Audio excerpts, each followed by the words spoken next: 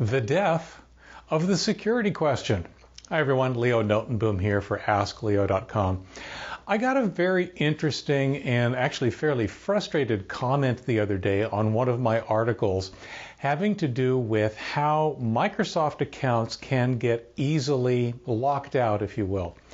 The problem is this one, if you haven't heard of it before. The issue is that if you're traveling and you're using or trying to access your Microsoft account, your Hotmail account, your Outlook.com account, from some place other than you normally do, some other country or some other location on the planet, Microsoft will probably ask you for an additional verification step to prove that you are who you are.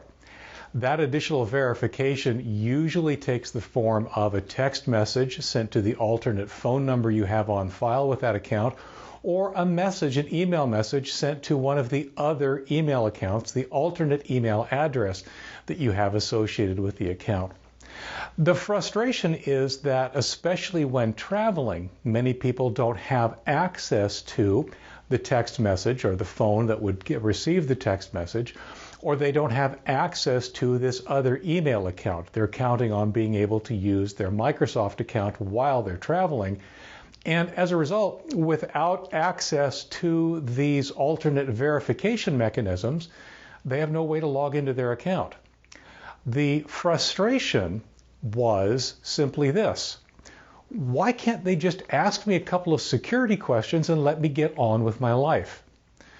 Well, the problem is security questions really aren't that secure anymore. I mean, they were never really very good. I mean, there's a lot of us who have, the common security questions have pretty easily understandable answers. Now you may not know my mother's maiden name or the name of my first pet, but a lot of people have fairly common answers to those kinds of questions. And a lot of the questions, to be honest, weren't even that sophisticated. A lot of online services are now moving away from using security questions as a secondary way to validate your identity. And in a lot of ways, we really have ourselves to blame, because even for those relatively secure security questions, something interesting has been happening. Because a couple of days after I got that comment from the individual on that article, I happened to be on Facebook. And sure enough, up through Facebook came another one of those quizzes. What kind of something are you? Or, what's your Hobbit name? Or any of those kinds of things. I'm sure if you're on Facebook at all, you've seen these things. The problem is that most of these quizzes actually take your personal information in either of two ways. The most common is simply that they ask you a very seemingly innocuous question. For example, what's your Hobbit name? Well, your Hobbit name might be based on the month of your birth. So as soon as you pick a Hobbit name and post it publicly on your Facebook timeline, well, anybody paying attention now knows what month you were born in. That same technique can be used, and in fact is being used, for all sorts of different seemingly innocuous pieces of personal information. Except that when all that information is collected, in other words, over the course of a couple of weeks, you participate in a few of these quizzes and you answer some of these quizzes and you post publicly your Hobbit name or whatever it is that these things are asking about. Somebody paying attention who's collecting this information can, over time, build a fairly complete picture of a lot of your personal information. It starts to come close to a dossier, actually. It was a word I was toying around with.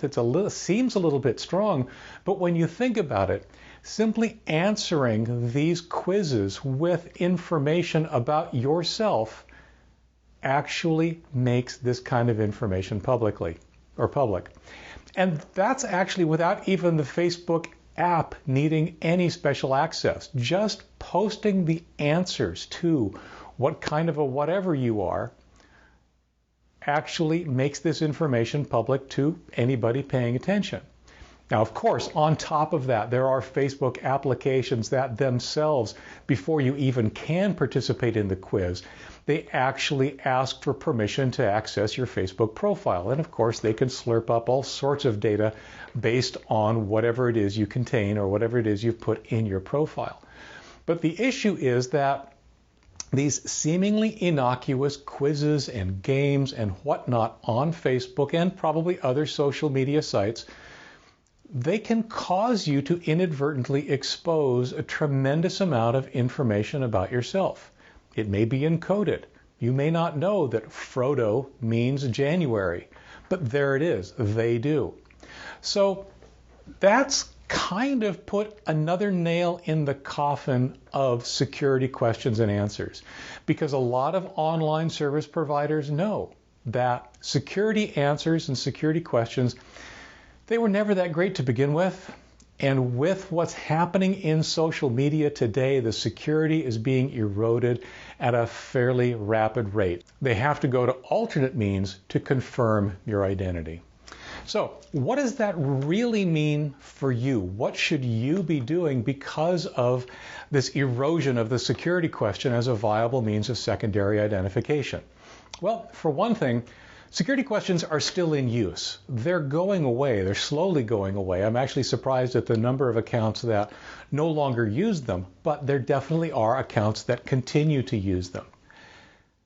Don't answer those quizzes. Don't play those games on Facebook that cause you to explicitly or inadvertently reveal personal information about yourself. That's kind of a no-brainer. The other issue, though, is that because accounts are using other mechanisms to confirm your identity when they feel they need to, make sure that those mechanisms are in place, that they're up to date, and that they'll work when you need them.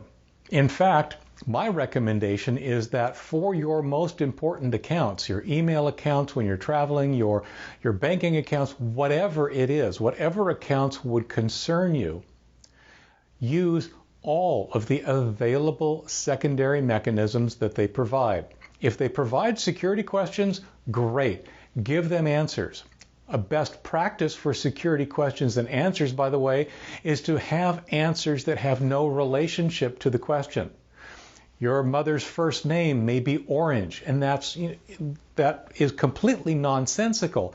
But they don't care as long as you can provide the right answer to that question if it gets asked to you in the future. Also, make sure that you've got an alternate phone number on there if they have that as an option. Make sure that there's an alternate email address. And most important of all, make sure that those phone numbers and email addresses are up to date and things that you actually still have. One of the very common ways that people are losing their accounts is they will actually take the time to set up that information.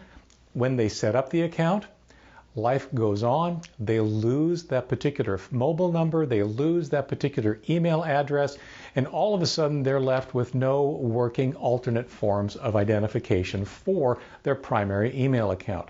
So make sure you've got them all set. Make sure that they're up to date. In addition, get recovery codes. Many services now give you the option of creating a recovery code that you can keep with you in a safe place. Microsoft is one of them. If you actually create a recovery code before you need it, that is another way that Microsoft can confirm you are who you say you are when you need to confirm that, when you need to access your account in what they might consider to be a questionable situation.